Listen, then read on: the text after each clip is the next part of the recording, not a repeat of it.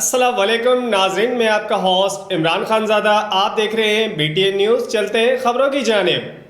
سندھ میں موسمیاتی تبدیلی کا زراعت پر منفی اثرات، پیداوار میں 50% کمی، حکومت نے کوئی قدم نہیں اٹھایا، پیاز، گنا، کیلا، جوار، مٹر اور دیگر فصلیں متعارف نہیں ہو سکی۔ سندھ میں موسمیاتی تبدیلی کا زراعت پر تباہ کن اثر پڑا ہے۔ ہر 100 سالوں میں تیز آب و ہوا میں بدلاؤ آتا ہے۔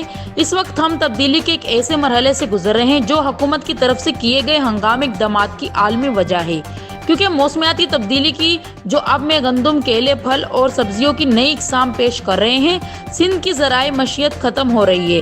جنید خانزادہ، عقیل خانزادہ، ارسلان عباسی اور دیگر نے صحافیوں کو بتایا کہ یہ سال گزشتہ سال سے زیادہ تھا۔ سردیوں کا موسم اتنا شدید ہے کہ دسمبر کے آخری تک سردیوں کا موسم ختم ہو جاتا ہے، تاہم اس سال سے جنوری کے آخری تک سردیوں کا سلسلہ جاری رہا اور اس غیر متعینہ مارکیٹ کی عدم دستیابی کے سبب فصل کو نقصان پہنچا ہے، لہٰذا حکومت نے ہماری زمینداروں کو کوئی سبسڈی فراہم نہیں کی ہے۔